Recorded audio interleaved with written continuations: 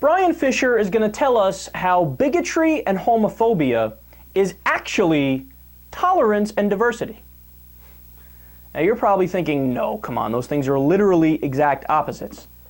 Well, I know they're exact opposites, but let's let him explain his position.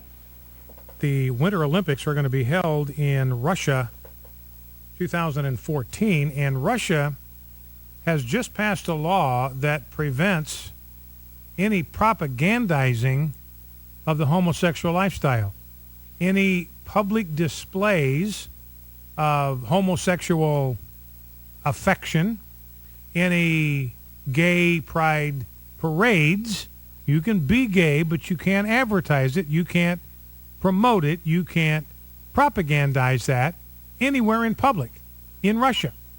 Now, here's the problem is, the wrinkle here is the Russian sports minister has said, look, we're going to enforce this law during the Olympics. So you have some Olympic athlete comes to Russia. He is an active homosexual, and he wants to do something to promote his lifestyle. We're going to lock him up. We're going to arrest him. We're going to detain him. We're not going to put up with that in Russia. We have standards against this sort of thing. Now, here's my point. If all of these people in our culture that believed in, if they really believed in multiculturalism, they believed in celebrating diversity. They were all about celebrating the wonder of diverse cultures all over the world. They would be excited about this. They would say, hey, this is great. We've got plenty of room in our multicultural world for all sorts of different cultural values and trends. Isn't this wonderful what Russia's doing? Let's celebrate diversity and let's support this tradition. How tired is that argument?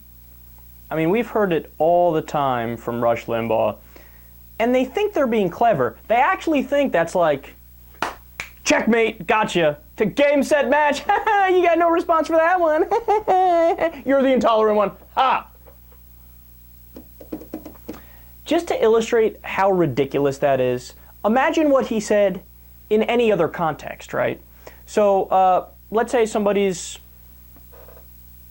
I'm in favor of keeping women in the kitchen and they have to blow their husbands every single night and they shouldn't be allowed to vote, right? Well, I think that's a little extreme. You might want to rethink that. Oh, how dare you! You're not accepting of my lifestyle, so you're the intolerant one. Yeah, but you just said the woman should only blow the man and stay in the kitchen and not vote. I'm the intolerant? Well, what? Or, yeah, I'm in favor of slavery. I thought things went very smoothly back then. It was very good. It was a boon to the economy. So maybe it's a good idea to go back to that. Hey, man, that's a little radical. You might want to... What? Don't be intolerant. You're so intolerant. What? You're the one that just said slavery is okay. What are you talking about? But it's the exact same argument, what he's saying. Or here, there was in sociology class when I was in college, we learned about all different cultures around the world that had vastly different traditions. One was, I believe, an Eskimo culture, Inuit, where what they would do is when people got to a certain age, when they were senior citizens, grandparents, they would put them on blocks of ice, cut it off, and push them out to sea, and then they die out there. So, I mean, it seems very barbaric, doesn't it?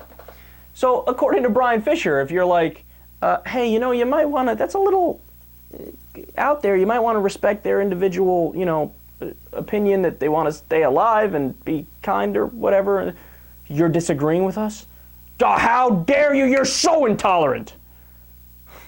See, his argument is saying, no. To be tolerant, you have to be an amorphous, amoral blob where everything is okay under all circumstances and you have no opinion about anything and you don't have any moral core because you're so tolerant to the point that you are tolerant of intolerance.